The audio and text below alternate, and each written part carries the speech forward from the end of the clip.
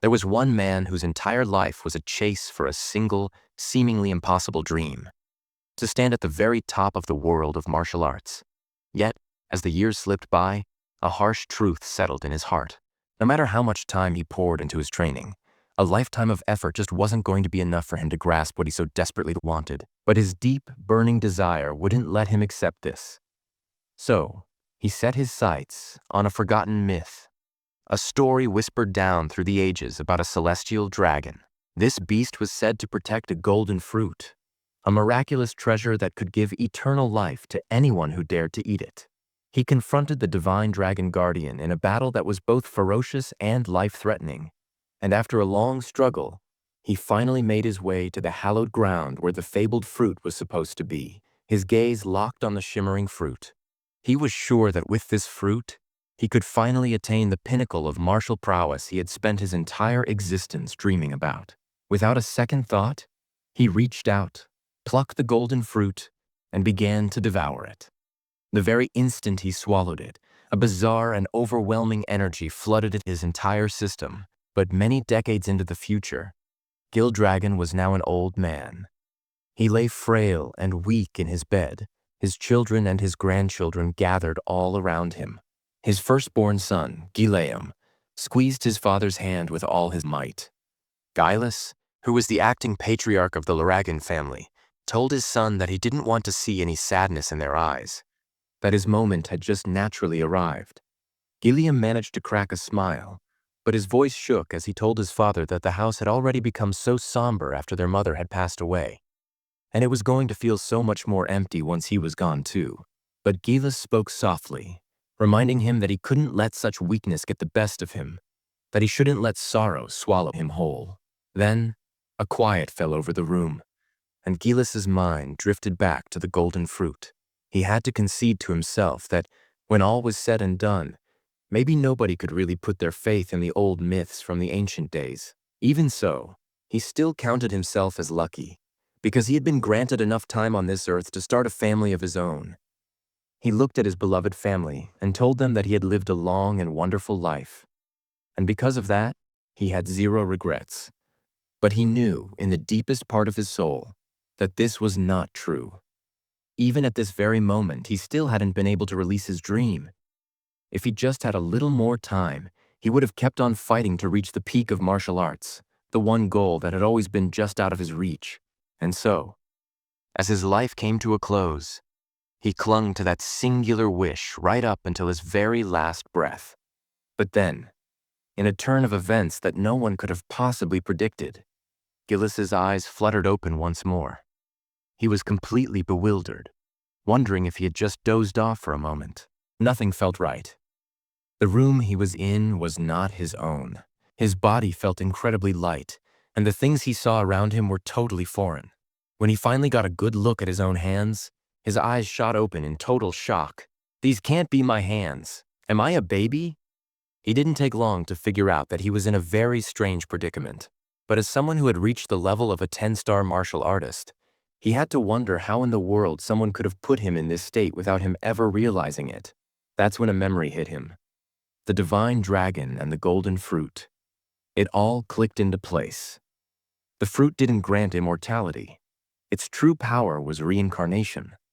It wasn't what he'd expected, but this new understanding filled him with an incredible sense of happiness. He had been given a second shot, another life to finally climb the mountain he had failed to conquer before. For long, he sensed that there were other people in the room with him.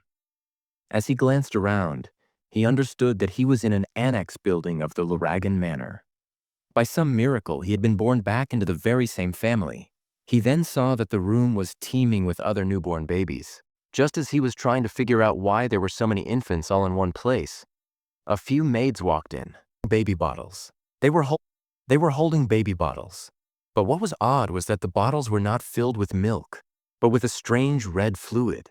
Gilfus watched as the maids began pouring the crimson liquid into each of the bottles. He assumed they were getting ready to feed the babies, but then all of a sudden one of the maids brought out a goblin. They shoved the bottle deep into the goblin's throat. Just a few seconds later, the goblin started to shake uncontrollably. A red glow exploded from its body, and then it burst apart in a horrifying spray of blood that went flying all across the room. Gillis was frozen in place, utterly horrified. His mind was a storm of fear and utter confusion. What in the name of the heavens is going on in this place? As they started to give the red liquid to the other babies, a different maid came over and scooped up Gillis. He looked down at the bottle and knew right away that it was not milk. The energy pulsing from it was frighteningly powerful. He could feel that the liquid was dragon blood, and he knew it was way too potent for the delicate body of a newborn baby. But he didn't even have time to think before the maid jammed the bottle into his mouth. On pure instinct, just like any other baby would, he started to drink. In that very instant, a massive wave of power shot through his veins. His tiny body quaked with pain, but Gillis knew this feeling. The blood of ancient dragons was now flowing inside of him. He thought to himself, "This is incredibly risky, but it might also be a golden chance." At first he thought about resisting, but then it dawned on him that if he could somehow absorb all of this power, he could become even stronger than he was in his past life. He might be able to finally reach the true summit of martial arts. With an iron will, he kept drinking the dragon's blood. The veins on his tiny body bulged, and he was racked with terrible pain. But his spirit was not broken. "You shouldn't underestimate me," he thought. "I am Gilfus Elragon." He kept saying those words over and over in his head like a sacred chant, pushing through the agony until against all odds he conquered it. The maid just stared, completely stunned, as he kept on drinking, somehow surviving what should have been a guaranteed death. Inside his small frame, two gigantic dragon energies were crashing into each other, fighting a violent war for control. When one of them finally defeated the other, Gillis was amazed at how simply he had been able to take in all that power. After he had drunk the very last drop, he was in disbelief that he had managed to endure such crushing pain. His body hadn't burst into pieces. In fact, it had adjusted to the power. He saw that a couple of the other babies had also made it through, which made him smile to himself. So, he thought, you should never doubt the will to survive that a newborn has. But as you'd expect from the body of a baby, he was soon completely overcome with exhaustion. His eyelids felt like they were made of lead, and even though he had just won a great victory, Gilfossil Dragon, the most powerful human reborn, slowly faded into a deep sleep. 7 years had gone by, and he was now putting himself through some very difficult physical training. As he was doing push-ups with one hand, a huge boulder was carefully balanced on his feet. When he finally hit his 1,000th repetition, he kicked the boulder high into the air, and as it came hurtling back down, it slammed right onto his back. Gilfus was amazed at the sheer power his body now had. Gillis Laragan, the man who was once the head of the Laragan clan, was now living with a different name. Zeke Dragon. Zeke pondered how he had managed to get so physically strong at such a young age. He knew it was entirely because of the ancient dragon blood that was now coursing through his veins. It was said that every living thing in this world had something inside them known as a source of power. But the ancient dragon blood they had been given as babies was packed with an unbelievable amount of that power. The ones who lived after drinking it ended up with bodies that were much, much stronger than a regular person's. With the divine dragon's source of power now inside him, Zeke was certain he had already gone beyond the limits he had reached at this age in his previous life. And because he was the only baby who had successfully drunk a whole bottle of ancient dragon blood, his body had gone through a massive change, something that even he hadn't seen coming. But even with all the progress he'd made, the thing that bothered him the most was that he was still just a 1-star. He had been training without a break, thinking he would have reached at least 4 stars by this point. The star was how a person's source power was measured. In this world, the human body was often compared to a universe. The more stars a person had floating around in that inner universe, the more powerful they were. But as the number of stars went up, it also got a lot harder to get to the next level. In his past life as Gilfus Elragon, Zeke had done the impossible and reached 10 stars. We find out that he was the illegitimate son of the man who was currently the head of the Laragan family. His mother had passed away when he was just a baby, and even now he had never once laid eyes on his father, which he thought was incredibly irresponsible. The thing that surprised him the most was discovering that a whole 1,000 years had passed since he had been reincarnated. He felt that being reincarnated was already hard enough to believe. But after 1,000 years, the world was a different place. It had truly become a time where only the strongest survived. The clearest evidence of this was the custom of giving infants the blood of ancient dragons, which was then followed by a ceremony called the dragon trial. The children who managed to survive both drinking the dragon blood and passing the dragon trial were thought to be good enough to get an education and be trained as Dragon warriors. All rights, Zeke should have been one of them. And yet, every time he asked the servant who was assigned to look after him why an instructor had never come to train him, the servant would just say that she wasn't permitted to talk about things like that. Even though he had already turned 7, Zeke had not had a single lesson. Isn't that a bit weird? Zeke thought out loud. Every single child who made it through the dragon trial was supposed to start their combat training. Every child but him. He spent day after day living by himself with just a servant there for him. When he finally confronted the servant about it, she just asked him what the problem was with his current living situation. Zeke let out a sigh and said that, for the time being, getting his body into shape was a bigger priority than combat training anyway. After all, he could just teach himself if he really wanted to. He had, at one point, been a 10-star warrior in his old life.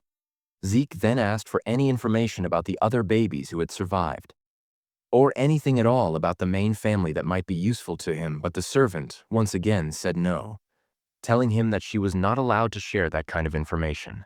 A look of frustration washed over Zeke's face. "Are you just never going to answer my questions?" he asked her with a sharp tone. The servant stood her ground and said again that she was not allowed to talk about those things. "Isn't this just cruel?" Zeke asked her with a bit of bitterness in his voice. "To treat me this way." But the servant simply told him that she was just doing what she was told to do, and her job was to take care of Zeke's everyday needs, and that was it. The servant, who was a 3-star level practitioner, could have easily taught Zeke some of the basic fighting moves. And yet, Zeke had zero interest in learning such simple things. After living with this maid for 7 years, he had gotten used to her giving him the same empty answers. In the end, Zeke made up his mind to leave the house and go into the forest. The servant didn't say a word, just stood there and watched as Zeke walked off. "So she's really just going to let me walk out of here?" Zeke thought, a bit of annoyance in his voice. Once he was deep inside the forest, Zeke pulled up some wild poisonous plants from the ground and ate them without a second's pause. Just like before, the taste was awful, but this was a part of his training routine. Then, all of a sudden, he felt something. He took a slow, deep breath and tried to keep himself from reacting. He could feel that someone, or something, was watching him from a distance, keeping an eye on everything he did. No matter what he did, he just couldn't get rid of that feeling. After a little while, Zeke let out a sigh. "They actually followed me all the way out to this place." Huh? When he couldn't take it anymore, he shouted out, "If you have something you want to say, you might as well just show yourself." Then he quickly moved into the tall grass to hide. A few moments later, as he was hiding in the grass, Zeke felt a dark and heavy presence nearby. When he looked in the direction it was coming from, he saw a creature that was known as an anger boar. What is that aura? He wondered. The black fog that was swirling around the animal was something he had never seen in his life, not even 1,000 years ago. As the anger boar was eating the grass, Zeke suddenly jumped up and showed himself, which gave the beast a huge scare.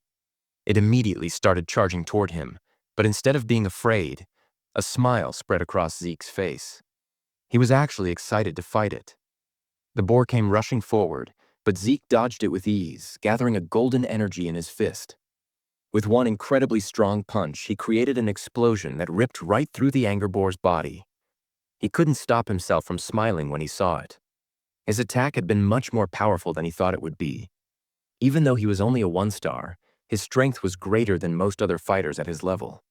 As he lifted the dead creature onto his shoulder, Zeke muttered, "This will be even better once I get my star level up." He was getting tired. He was tired of being ignored and kept away from everyone by the Dragon family for 7 years. He started to wonder if it was finally time for him to leave and go on his own journey. At the same time, far away, a man in a cloak was watching him from the dark. "What is going on with that kid?" he said to himself. "He hasn't had any real training, but he's already at the 1-star level, and he just killed that anger boar with one hit. What confused the man even more was how Zeke had been able to sense that he was there. "That boy is not your average kid," he said in a low voice. He remembered that Zeke's mother had died when he was very young, and his father, the man who was now the head of the family, had never shown any concern for him. Without anyone to guide him, the boy shouldn't have been able to get this strong. But since he was the son of the Laragan head, whether he was illegitimate or not, Zeke had to be kept under the clan's watch. That was the reason someone like him had been given the job of keeping an eye on the boy from the shadows. "An illegitimate son, but the blood of the family head is still in his veins," the man whispered. Could that be the reason he's so powerful? He wasn't sure, and he let out a small laugh. That kid is going to be fun to watch as he grows up. Then he vanished back into the shadows. Back at Zeke's house, the boy was gathering his things, getting all set to leave on his trip. But then, out of nowhere, he felt several very strong presences just outside his door. 3 4-star practitioners and 1 5-star. What are they doing all the way out here, he thought, as he crept quietly to the door to try and hear what they were saying. From what he could hear of their conversation, they were talking about how clean and fresh the air was in such a secluded area, and how quiet it was since there were no rifts anywhere nearby. When he heard this, Zeke figured that they couldn't be assassins. They didn't seem like bad people at all. He decided to just go out and talk to them, so he opened his door and asked, "What do you want here?" The group of men froze, completely surprised. Then Zeke saw the symbol that was sewn onto their clothes. It was the mark of the Laragan clan. He mumbled to himself, trying to figure out what they could possibly want with him. The men quickly gave a bow. "It is a great honor to finally meet you, young Master Zeke," their leader said. "We have been sent here to take you to the place where you will be examined." Examination? Zeke's eyebrows furrowed in confusion. A flash of annoyance crossed his face.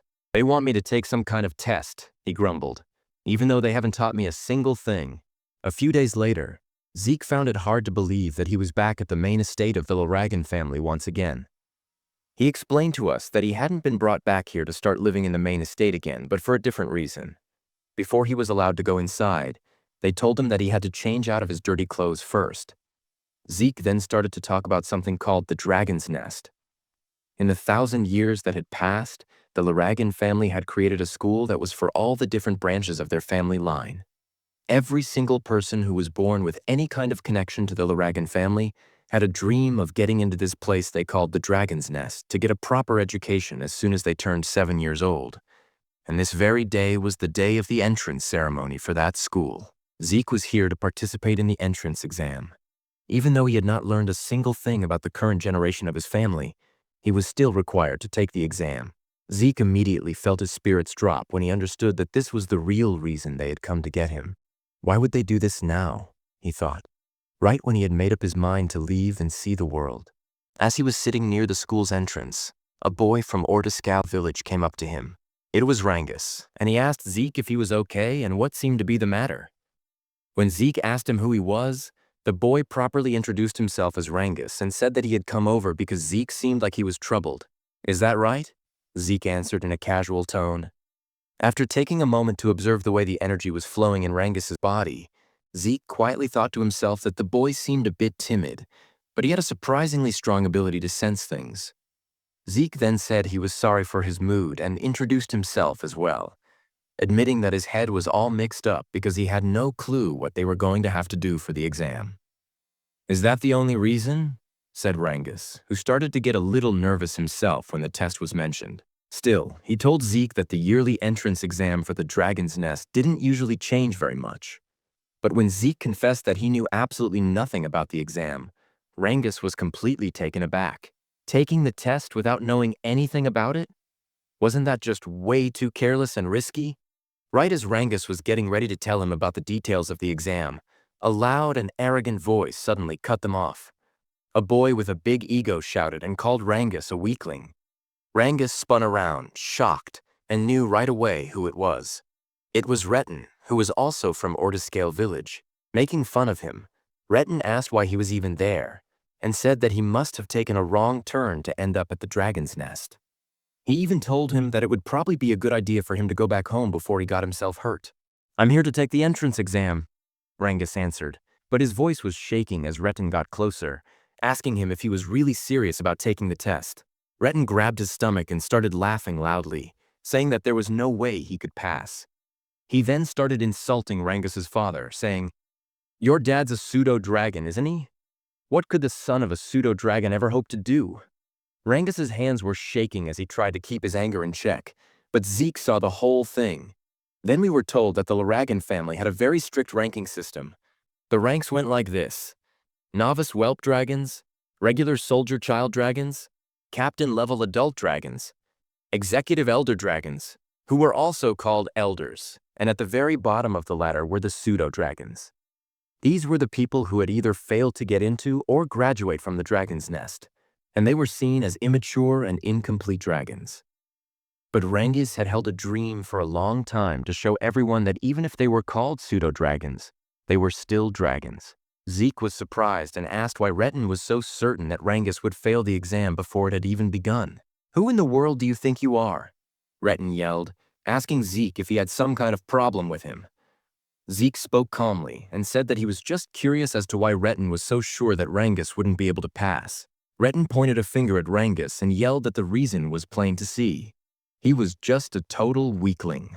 Zeke tilted his head to the side and asked if he had really just said that Rangus was weak, because from what he could tell, Rangus seemed to be even stronger than them. When he heard that, Rangus's eyes went wide with shock. This was the first time in his life that someone had ever defended him. The arrogant boys got angry and asked if Zeke was actually trying to say that they were weaker than a pseudo-dragon, someone they thought of as being beneath them. But before the situation could get any worse, a man showed up and got everyone's attention. He was the adult dragon examiner, and he announced that the Dragon's Nest entrance exam was just about to start, and that all of the participants needed to go register and get their numbers. As Retin was walking away, he shot a glare at Zeke and warned him that he wouldn't forget his face. Zeke let out a sigh and said that there was no reason to be so angry, and mentioned that the kids of this generation all seemed to have very short fuses. Rangus quickly answered, "That wasn't that strange since they were all about the same age." Rangus also said that anyone would get mad if they were told they were weaker than him. "Is that right?" Zeke said quietly. Since the entrance exam was something they had to do, they didn't have any other option but to take it. But Zeke was surprised when Rangus told him that it was actually possible to not take the test. Zeke's eyes widened, and Rangus saw that Zeke really didn't know anything about it at all. Rangus suggested that it might be a better idea for him to just pull out now before he ended up getting hurt. But Zeke replied with confidence that a genius like him would never back down from a challenge. Rangus could only shake his head and say that Zeke was way too confident for someone who didn't know anything about the exam. Zeke just let out a laugh and said that no matter what the test was, they should get a move on since it was about to begin. Rangus didn't have a choice but to go along with him. When they got to the area where the test was being held, the examiner announced that the exam was very straightforward. To pass, all they had to do was put a scratch on the stones that were placed behind him. But no other weapons were permitted except for the ones that the academy gave them. Still, they were allowed to use their bare hands if they wanted to, but every participant would only get 3 tries. "That's all?" Zeke said, sounding like he wasn't very impressed.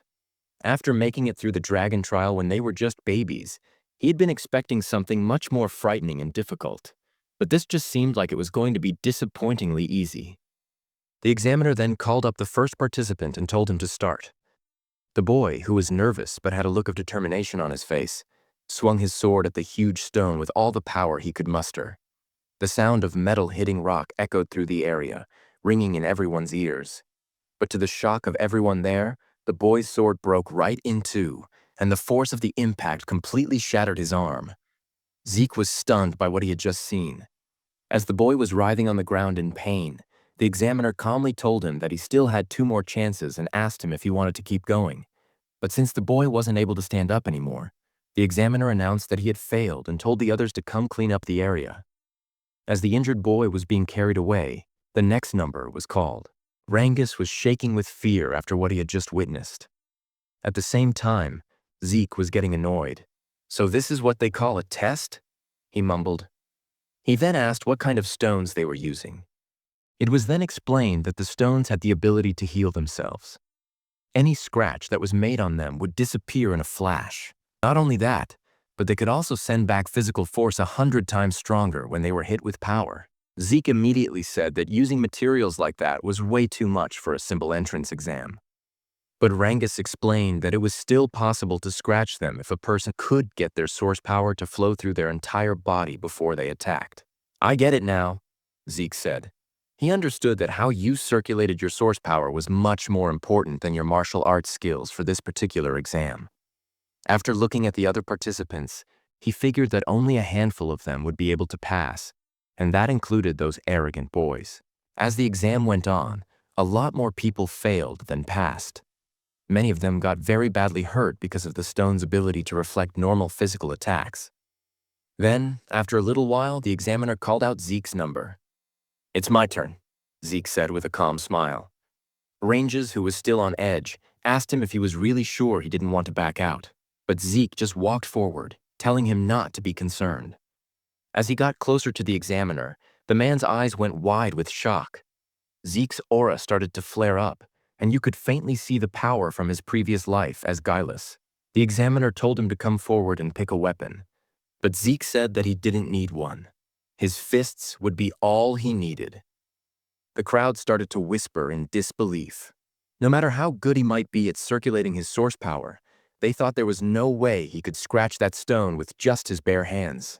His fists would definitely be shattered instead. Some of them said that not only his fists, but his arms would be completely destroyed too, which made Rangus incredibly nervous for him. Along with his fear, he also felt angry at himself, thinking that he should have tried to stop Zeke by force to keep him from getting injured. The examiner then gave the signal for him to start. As Zeke walked up to the massive stone, he put his hand on it and noted that this was the first time he had ever laid eyes on this kind of material. He thought to himself that it must have been created sometime in the last 1,000 years. And even now, there were still so many things about this current generation that he didn't quite understand. But that wasn't important anymore. He immediately focused his source power into his fist. While Rangus was shaking with worry about what could happen to Zeke, our main character was actually filled with a sense of excitement, because this was the first time he would be able to use his full power. He decided that he would use this mysterious stone as a way to see just how strong he currently was. Rangus's eyes widened again as Zeke used the first form of the Dragon Destruction combat technique, Burst Strike, on the stone. A massive wave of energy exploded from the point of impact. Pieces of the broken rock went flying in every direction, and the powerful gust of wind from the explosion sent dust and dirt swirling all around. Rangus quickly covered himself to protect himself from the aftermath, while the examiner's eyes went wide with disbelief at what he had just seen. As the dust started to clear, Zeke was standing there with a smile on his face, saying that the technique he had used still felt like it was a bit too much for his current level of strength. Even though his hand was badly injured, he laughed at himself, realizing that he still needed to do a lot more intense training. The other participants were completely silent after what they had just witnessed. Reeton looked both shocked and annoyed that Zeke had managed to destroy the enchanted stone. A woman who was watching commented that Zeke was a very interesting person indeed. While the others were still trying to process what had just happened, Zeke waited happily for the examiner to tell him the results, but the examiner was still in a state of shock. The stone that Zeke had just destroyed was known for being able to regenerate itself, and the only people who were supposed to be able to break it were those who had already gotten to the 4-star level or even higher. And yet, here was a mere child standing in front of him, having done something that should have been impossible. He's just an illegitimate son, the examiner mumbled to himself. And then he wondered if Zeke's power came from the blood of the family head that was still flowing through his veins. He also realized that the technique Zeke had used seemed very familiar to him. The examiner didn't say anything right away, so Zeke called out to him impatiently, asking him what the result was. Finally snapping out of it, the examiner announced that Zeke had passed the test. One of the examiners then came over and gave Zeke a small bottle that had a green liquid inside it. Curious, Zeke asked what it was, but the man just asked him if he could please leave now since Zeke was blocking the way.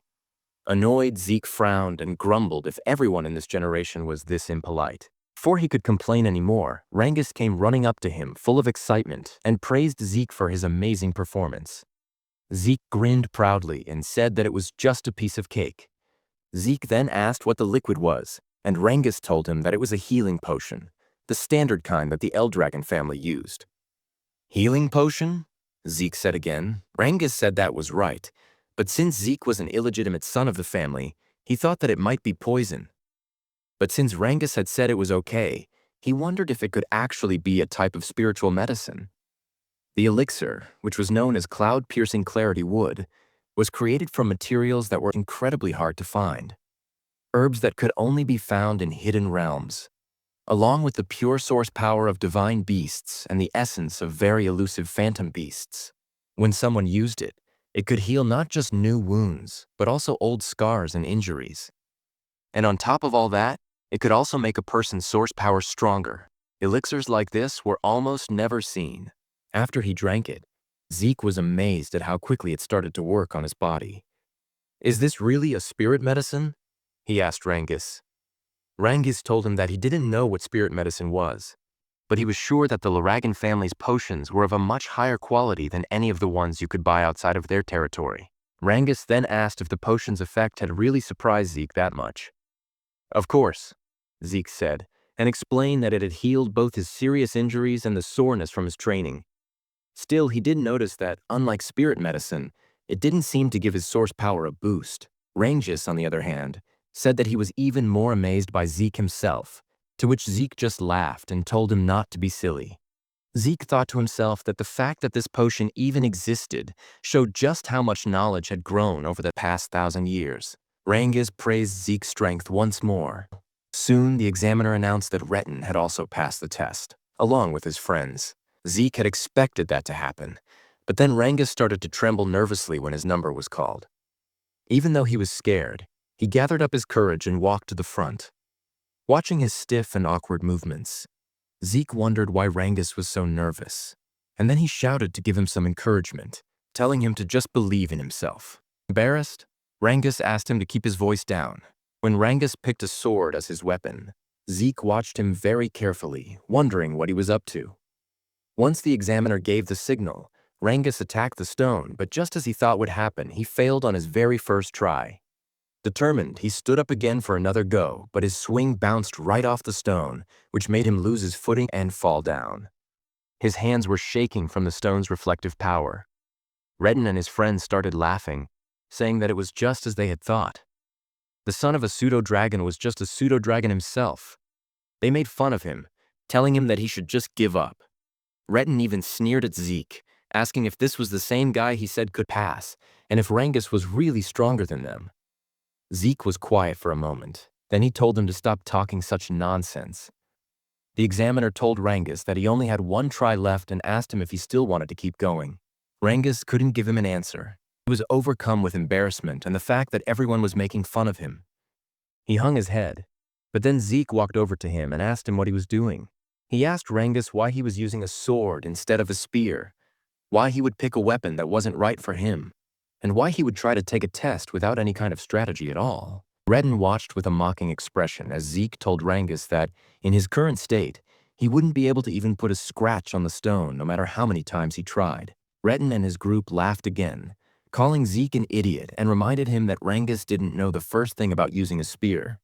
His weak father had only ever taught him how to use a sword, they said, and changing weapons at this point wasn't going to make any difference. But Zeke paid no attention to their taunts and called out to the examiner, asking if it was against the rules to switch weapons. The examiner said that it was not. "Then Rangus is in luck," Zeke said with a grin. He turned to Rangus and asked him if he trusted him. Memories of all the times he and his father had been humiliated came flooding back into Rangus's mind. Clenching his teeth, he stood up straight and said that he would trust Zeke. He would fight with a spear, just like Zeke had told him to. Rangus told us that his father had never been able to get into the dragon's nest. Because of that, people had called him a pseudo-dragon and made fun of him.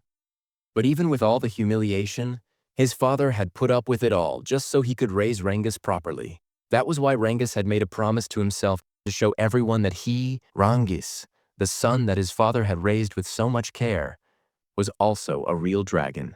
He got back on his feet once more, holding the spear tightly in his hands, and announced that today he was going to prove that neither he nor his father were fake dragons.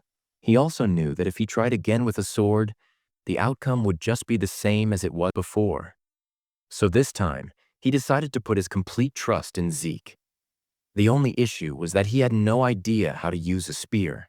Zeke called out to him, and as he pointed at the enchanted stone, he told Rangus that there was nothing else he needed to worry about. Just push the spear straight into the stone without thinking about anything else. Just pierce it right through, Zeke said with a firm voice. Rangus tightened his hold on the spear. He knew that in a normal situation, stabbing the stone directly wouldn't do even the slightest bit of damage, especially since it had a powerful regeneration ability. But Zeke was the very first person who had ever stood up for him. Even though they had only just met that day, it was a new and strange feeling for him.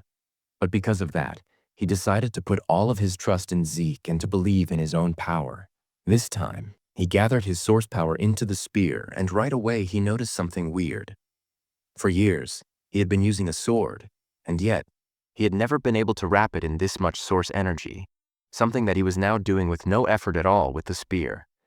With a determined yell, Rangus unleashed all of his power and hit the stone with everything he had.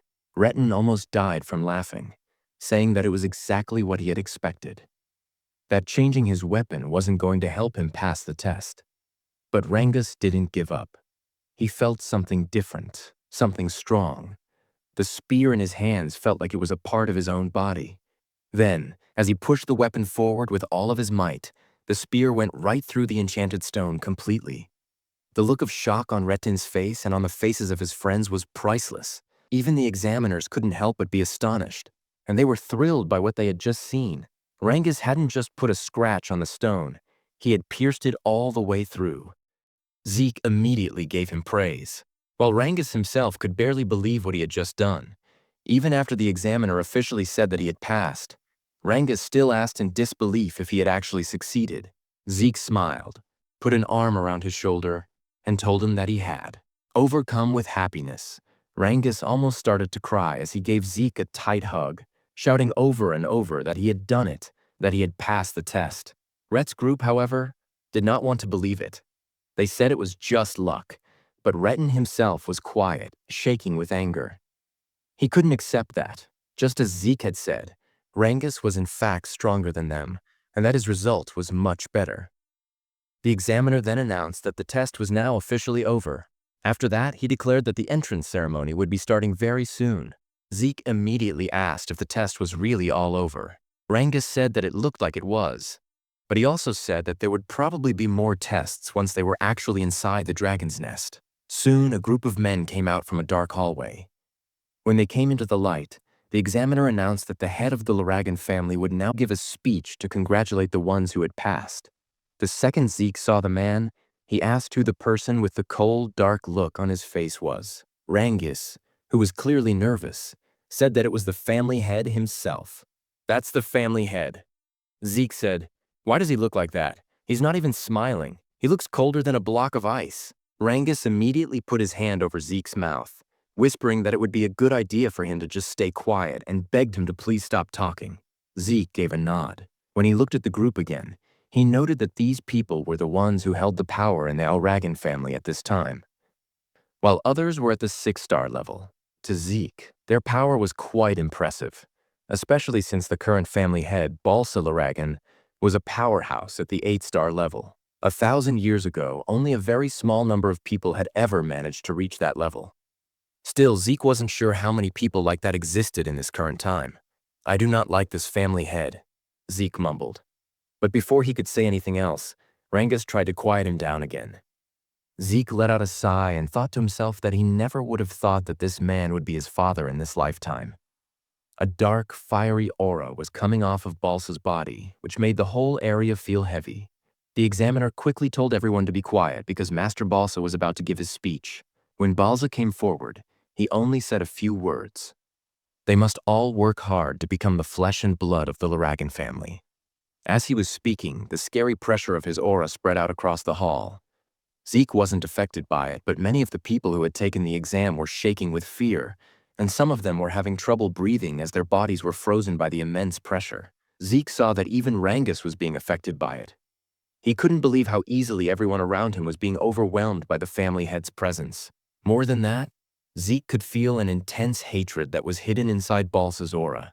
He didn't know what the reason for it was, but even so, he just couldn't bring himself to like the man who was supposed to be his father. When Balsa turned to leave, another man stepped forward and got everyone's attention. He had blonde hair, and he cheerfully thanked Balsa for his speech. He then said that Master Balsa had very high hopes for all of them, and that just like his master, he was also going to keep his own speech very short. As Zeke was wondering who this man was, the speaker just told everyone to train hard and to get stronger. That's all. The man smiled and said that people who stress out too much about small things end up going bald early, so he wasn't going to waste their time with long speeches. Zeke couldn't figure out what was wrong with these people, but at least the mood in the hall had gotten a bit lighter. The examiner then announced that the new students would now be told which dormitories they would be staying in. Zeke asked if they weren't all going to be staying in the same dormitory, and Rangus explained that there were 4 of them: West, South, and North dorms. Every student who was accepted into the academy was given a place to live in one of those 4 halls. When Zeke's number was called, he stood up and waved goodbye to Rangus. He was assigned to the East Hall. As he was walking down the hallway, he commented that a lot of things had changed in this place over the last 1,000 years. After he found his room, he said that he must have gotten a bit lost since it had taken him some time to get there, and his roommate had probably already arrived. When he opened the door, he happily greeted his new roommate and said he was sorry for being late. He then said that from this day on, they would be sharing the same room. But to his surprise, his new roommate was none other than Rangus himself. Zeke couldn't help but laugh and said that it seemed like destiny was always bringing them together. He asked if there was anything else they had to do for the day, and Rangus told him that their training was going to start tomorrow. "Is that so?" Zeke said in a casual way, which made Rangus ask if he hadn't been listening to what the examiner had said earlier. Zeke admitted that he had not been listening on purpose. Rangus sighed and said that they should try to get some sleep early since their training was going to start the next day. As Zeke was looking out the window, he thought about his plan to run away from the Elragan family and travel the world. But after what he had learned about the enchanted stone with the ability to heal itself and the healing potion, he realized that he had found out a lot of interesting things during the exam. If he really wanted to know about all the changes that had happened over the last 1,000 years, he thought, then maybe staying with the Elragan family for a little while wouldn't be such a bad idea after all. A month had gone by at the academy, and their training was getting tougher and tougher. They were holding heavy dumbbells in both of their hands. The instructor explained that the dragon's breath that he was teaching them was one of the most important techniques that had ever been created by the 15th Aragan family head. After he reminded them that they had to master the technique no matter what the situation was, the instructor's attention was caught by a few of the students. Some of them, he saw, had already mastered dragon's breath, especially the young woman that he called Master Leah. The amount of energy that was overflowing from her suggested that she was very close to reaching the 2-star level. But aside from her, there was one other student who caught his eye, and he could hardly believe what he was seeing. Zeke was training while not only holding the dumbbells, but he was also balancing large stones on his head and his arms. The instructor stared in disbelief and said to himself that the blood of the family head really did run in Zeke's veins.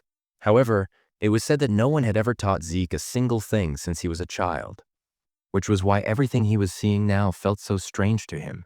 Zeke, on the other hand, couldn't believe that the technique that he had once called the Dragon King's breathing technique had been improved upon by the family heads who came after him, and that it was now being taught to the other branches of the family as well.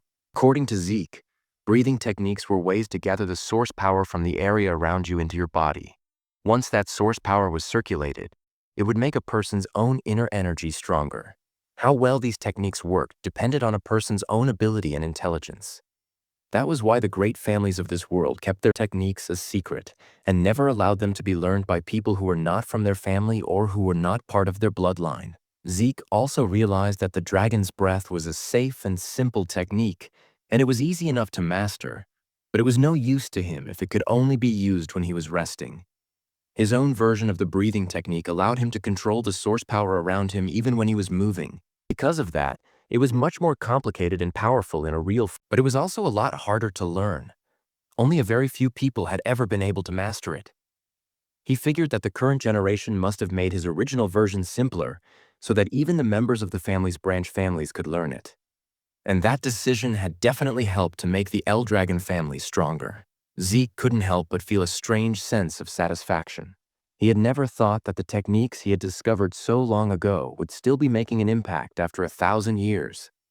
Laika, in the meantime, was quietly watching Zeke from a distance. Later on in the cafeteria, the other students were amazed by the amount of food that Zeke was eating. As he kept on scarfing down his meal, he noticed that Rangus was sitting quietly across from him. "What's the matter?" Zeke asked. "You're not going to get strong if you don't eat." Rangus just asked if Zeke didn't think his stamina was a bit strange. "That's it," Zeke replied. "You just need to eat more if you want to get stronger. Train harder. Push yourself." He even offered some of his food to Rangus, but Rangus politely said no, saying that he had already had enough. As Zeke was thinking about how some of the students were already very well trained even before they had come to the academy, a girl suddenly came up to them. "You're quite impressive," Laika said, and her voice was calm, but also full of confidence. Zeke blinked. "And who are you supposed to be?" he asked in a casual way. Rangus immediately started choking on his food and whispered nervously, "You don't know who she is?" "That's Master Leah, the daughter of the family head Lord Balza," Zeke said, not seeming to care at all. "What do you want me to do about that?" "I don't know her." Rangus started to sweat a lot. "You can't talk to her like that. Master Leah is one of the people who could become the next family head. She's not someone you can just talk to in a casual way." "Is that so?" Zeke replied. "Well, I'm a family head's child too. An illegitimate one, though." Rangus froze in shock while Laika looked at him with a curious expression. "Is that true?" she asked. "Are you really the family head's illegitimate son?" "Why would I lie about that?" Zeke said, and he shrugged. Laika frowned a little bit. "Then tell me, how could an illegitimate child like you have destroyed the magic stone with just your bare hands? How could someone who is not from a well-known family have so much strength?" "Because I'm Zeke," he replied with confidence, and he turned back to Rangus. "Stop staring and finish your food." Both Leah and Rangus were quiet for a moment. Then Leah suddenly smiled. "You really are an interesting person," she said, and then she sat down next to him. "How about you serve under me? I'll make you one of my followers." Zeke raised an eyebrow. "What exactly are you trying to say?" "I want you to join me," she said. "Be my ally and I'll be your backer. Every illegitimate child needs to have allies and influence, don't they? Use your strength to help me become the next family head. And once I do that, I'll help you get your own dreams." Zeke didn't even have to think about it. "No," he said in a flat voice. Laika frowned again. "Why not? Don't tell me you want to become the family head yourself." As her aura flared up with a faint crackling energy, Zeke could tell that she was close to reaching the 2-star level. For someone her age to be able to release an aura like that, she was indeed very impressive. Still, Zeke stayed calm. "You can think and do whatever you want," he said, "but I have no interest in being the family head or in having any kind of title." "Why?" Leah asked in a cold voice. Zeke stabbed his knife into the table. "Because I don't need to serve anyone," he said, and his voice was steady, but sharp. "I'm the strongest person there is." The cafeteria became completely silent. Even Leah couldn't believe what she was feeling. Zeke's presence had completely overwhelmed her for a moment. Rangus immediately stepped in to try and calm the situation down, telling both of them to just relax. But Laika wasn't the kind of person to just back down, and she was embarrassed and angry about what had just happened. She decided to challenge Zeke to a duel. Zeke, however, didn't seem to care at all and just kept on eating. A little while later, a buzz of excitement spread all across the campus. "Where are they going?" one student asked. "To the training grounds." Another one answered, "There's going to be a duel between the younger generation. Master Laika herself is going to be fighting." "Master Leah from the Typhon family?" someone exclaimed. "Who would be brave enough to challenge her?" When they got to the training grounds, everyone was whispering to each other, trying to figure out who was going to be facing her. Zeke, meanwhile, couldn't believe that Laika was actually serious about this duel. "Are you all right with this?" Rangus asked nervously. "You're going to be fighting Master Leah. Even if you call her master, I don't know who she is," Zeke replied in a blunt way. Rangus sighed. "You should at least show her some respect." Still, Rangus tried to explain.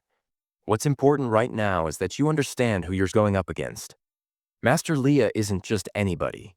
She's the daughter of Lord Balza Laragan, and she also has the blood of the Typhon family. which is one of the 4 great families that support the Awakens. She's a prodigy who was able to master all the forms of the Typhina family's hereditary lightning great sword technique when she was still very young. Like her father's other children, she has a terrifying amount of talent. Zeke tilted his head. I didn't understand a single word of that except for the part about her being the family head's daughter. Angus just stared at him. How do you not know any of this stuff? Because I don't, Zeke said plainly. So don't ask me. Rangus blinked as Zeke suddenly let out a laugh. But since I don't know anything about her, he said with a grin, that'll just make the fight more fun. Sounds exciting. Rangus could only sigh in and worry. No matter how strong Zeke was, Master Leah was on a completely different level. Why did you even agree to her challenge? He asked. I never run away from a fight, Zeke answered. And it looks like my challenger is ready anyway. At that moment, Laika was standing with her sword stuck firmly in the ground, and her aura was flaring, with lightning faintly crackling around her. Are you two done talking? She asked in a cold voice. Laika shouted, asking if they were finally done talking, and Zeke said that he was ready. Ranges, who was shaking with fear and shock, immediately ran away from them, warning Zeke to be careful in their fight. Zeke then turned to Laika and asked her why she was so set on fighting him. Leah explained that she wanted to become the next family head of the Awakens family, and to do that, she needed to beat Zeke and make him one of her followers. What do you mean by that? Zeke asked, wondering what he had to do with her dream of becoming the family head. Laika asked him back, asking if he really had no idea about the current state of their family, and if being an illegitimate child was the reason he was so out of the loop. Zeke simply said that he didn't. He admitted that what he knew about their family was very limited. Because of that, Laika started to explain. She said that, including the 2 of them, there were 5 people who were candidates to become the next family head. Except for Zeke, all of her siblings were connected to the 4 major branch families of the Awakens clan. The position of family head was so important that it had become a cause of conflict among those branches. For that reason, all of Zeke's siblings had entered the Dragon's Nest to study and to represent their own families. Since the fight for the succession had turned into a very intense competition, Laika needed to have strong allies to be able to stand up against her older brothers. Zeke quickly understood that this was a power struggle between the 4 main branches of the Awakens family. He thought it was all way too complicated and wasn't even sure if he wanted to understand it. Laika then went on, saying that as one of the candidates for family head, she needed to make not only her knowledge and power stronger, but also her influence by gathering strong followers. Without saying another word, she charged right at Zeke, declaring that she was going to beat him right then and there to make him one of her subordinates. But Zeke easily dodged her powerful strike as well as the series of attacks that came after it. Still, Laika refused to let him get away. The people who were watching couldn't believe what they were seeing. The speed of their movements was incredible. Laika's attacks, even with her heavy greatsword, were so smooth and fast that it looked almost like it was no effort at all. As they watched the battle between the siblings, the crowd started to whisper about Laika's precise control over her source power, and they noted how her strikes were getting faster and stronger as time went on. They could only be in awe of the power of a true daughter of the family head from one of the main branches. Some of them even said that the outcome of the fight was already clear. What they didn't know, however, was that Laika herself was getting more and more frustrated. She couldn't understand how Zeke kept dodging every single one of her attacks, or why it felt like he was just playing around with her. Ranges, who was watching from a distance, couldn't help but be amazed. His earlier worries were disappearing as he saw how calm Zeke's movements were. Zeke then said that the martial arts Lee was using were not like anything he had ever seen before. He admitted that her movements were much faster than those of any normal 1-star level fighter. But Leah, who was irritated, shouted for him to stop talking and to focus on their fight. Zeke clenched his fist and said that he was already focused, and that was exactly why he could unleash such a powerful strike so easily. His punch landed squarely, and Laika immediately gagged from the force of it. She fell to her knees, holding her sword and her stomach in pain. The spectators gasped and started whispering to each other, wondering how Zeke had managed to avoid all of Laika's attacks and who this mysterious boy really was. As Laika struggled to get back on her feet, she asked why none of her strikes could hit him. Compared to other 1-star fighters, she knew she was much faster. So, logically, Zeke shouldn't have been able to keep up with her. Zeke admitted that she was indeed faster than any one-star he had ever seen before. But in his eyes, she was still just a one-star. "You're a one-star too," Laika snapped, saying that Zeke shouldn't be able to match her speed and movements. "There's a simple reason for that," Zeke replied. "Your breathing, the movement of your eyes, even the way your muscles shift. I can read them all. By watching these small details, I can predict your next move. It's all based on experience." "Don't make me laugh," Laika shouted, and she launched another fast strike at him. But Zeke easily dodged it again, saying that just like he had said a moment ago, he could see and read her every move. In the next moment, he countered with another powerful attack that sent Laika crashing into the wall with a violent force. The spectators screamed in shock, asking if Laika had really been defeated. "Master Zeke, that was amazing. You beat Master Leah," Rangus shouted in excitement. But Zeke calmly said that it wasn't over yet. Their fight wasn't finished. As the dust cleared, Laika stood up once again, bruised, but she was not defeated. Zeke noted that she had focused her source power into her core, which allowed her to take his attack without getting seriously hurt. He smiled slightly and admitted that Laika was truly an extraordinary girl. "That's enough, Master Leah," Rangus pleaded, but Zeke told him to move back, warning him that he could get caught in their next exchange. Zeke then noticed a very strong surge of aura coming from Laika. He wondered if she had just moved up to the 2-star level. The spectators saw it too. They couldn't be mistaken. The glowing mark on her body was proof that she had indeed become a 2-star with a white aura. The 2-star level was a stage where a person could channel their source power into their martial arts and even make it appear outside of their body. Laika thanked Zeke, saying that because of him, she had reached the 2-star level earlier than she had expected. But because of that, she declared, "You no longer have any chance of winning." With her aura blazing, she charged at Zeke, her great sword surrounded by a radiant power. Zeke only laughed. He looked genuinely thrilled. "You've really improved," he said with excitement, and he dodged another quick strike. "Your speed is incredible now." But his expression suddenly changed when he felt a sting on his cheek. A shallow cut. "I know I dodged that attack," Zeke thought to himself. Laika smirked and asked if he could finally see the difference in their strength. "This is my true ability," she said proudly.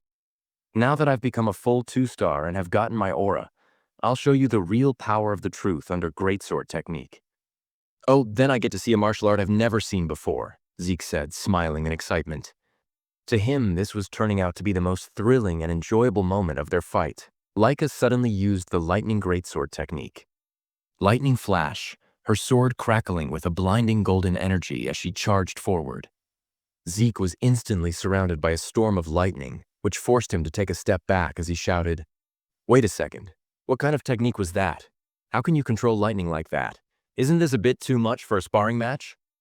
Laika smirked, and she drove her sword into the ground as a golden light surged around her. "You seem surprised," she said calmly, and she summoned another move. Lightning net. Sparks shot up from the ground, forming a glowing web of electricity that went flying towards Zeke, but he just barely dodged it. As he landed, he muttered to himself, "Her power has grown so much. Her strength now is nothing like it was before. At this rate, this fight is not going to be easy." The audience was whispering in awe, and they couldn't hide their astonishment. Ever since Leah had moved up to the 2-star level, the whole battle had completely changed. Rangus, who had been watching anxiously, started to worry. Zeke noticed that Laika's movements were simple. There was nothing new compared to when she was a 1-star. But every time she swung her blade now, it carried a much greater force. Her lightning greatsword technique was overflowing with power. Her aura was making each strike even stronger. What surprised Zeke even more was the speed. Laika was moving faster than he could have ever imagined, and her lightning felt strangely mysterious. Still, he was confident. Even if she could cover herself in thunder, he was sure he could counter it, and yet, he was filled with curiosity. What kind of power was this?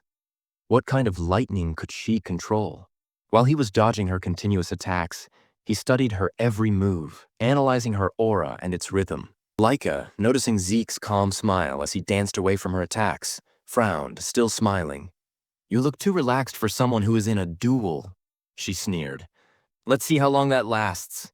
She dashed forward once more, her sword blazing with light as she used swift thunder, surrounding herself in golden lightning. But again, Zeke dodged at the very last second. She's as fast as lightning itself, he thought, only for Laika to swing her sword in the middle of her charge. The blow hit him this time, sending Zeke flying backward with a powerful shockwave that scattered dust and debris all over the field. Ranges gasped and rushed towards Zeke out of pure panic, but one of the other spectators grabbed his arm to stop him. Meanwhile, Zeke stood up. His clothes were singed, but his will was not broken. Laika charged again, and she unleashed another lightning flash, hitting him head-on. And yet Zeke still stood tall after it. How is he still standing? Laika muttered, and her brow was furrowed in disbelief. Rangus ran toward them, shouting, "Master Laika, stop! That's enough. We've already seen your strength." But Laika snapped back coldly. "Do you not understand? Rangus, stopping in the middle of a battle would be an insult to Zeke." Desperate, Rangus turned to Zeke and begged, "Please, Master Zeke, surrender. That's enough." Laika chuckled. "He's right. Looking at your condition, surrendering would be a wise move. If you kneel down and promise to be loyal to me, I'll stop." But Zeke only smiled silently. Leah's eyes hardened. "Even as an illegitimate child, you're truly a proud Elragon," she said with a little bit of mockery in her voice. She raised her great sword high, and her aura surged. "If that's what you want, then I'll use my full strength to end this."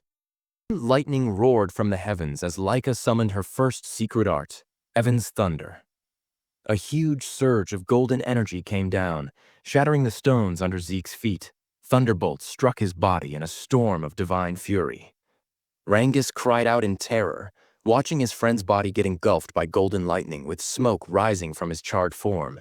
Laika drove her sword into the ground, let out a deep breath, and said softly, "I'm sorry, Zeke, but this is the end." But then, a voice echoed through the crackling air. "Is that so?" In an instant, a brilliant golden lightning aura exploded up toward the sky. Laika's eyes went wide with shock as she turned around. "Impossible! How can this be? How do you have a lightning aura?" she stuttered. Zeke stood there, smiling calmly as golden arcs of electricity danced across his skin. "So this is what you call a lightning aura?" he said in a casual way. His tone was calm, but his words sent a ripple of shock through the crowd. "Possible," Laika whispered, unable to believe what she was seeing. Zeke smirked. "The truth is, I let you hit me on purpose. I wanted to study your lightning, how it flows, how it behaves, and somehow, I learned to use it myself." "That's absurd," Laika snapped inwardly. Zeke explained to himself that he had purposefully taken Laika's attacks because her lightning had fascinated him. While he was enduring her strikes, he was constantly using his Dragon King's breath technique. The strange resonance between his breathing and her lightning caused a golden energy to gather in his body. Before he even realized it, he was able to control the lightning himself. Maybe Laika has a unique constitution, he thought. And judging from her family's great sword technique, it's likely that their whole bloodline shares this lightning affinity. Zeke walked toward her with confidence. "I never expected lightning-type source power to be this incredible. This duel turned out to be the perfect training." With a grin, he added, "Thanks to you, Leah, I've reached the 2-star level myself." Golden lightning flared up around him as he declared, "Our battle isn't over yet." Laika roared and charged again, her great sword glowing with power, and she unleashed another blinding attack. But Zeke sidestepped it effortlessly and got ready for a counter-strike. However, as he moved, he suddenly vanished in a flash and reappeared on the opposite side of the arena. "What just happened?" he muttered. He then realized, when you gain a huge amount of source power, it strengthens your body's muscles and nerves. This new lightning aura must have changed my physiology. I can't fully control my speed yet. In the stands, Rangus was speechless. He couldn't follow their movements anymore. Both of the fighters were just blurs of golden light and thunder. Am I just imagining things? Or has Laika not landed a single hit lately? He wondered. Frustrated, Laika shouted, "Are you making fun of me, Zeke?" "I'm not," Zeke replied calmly.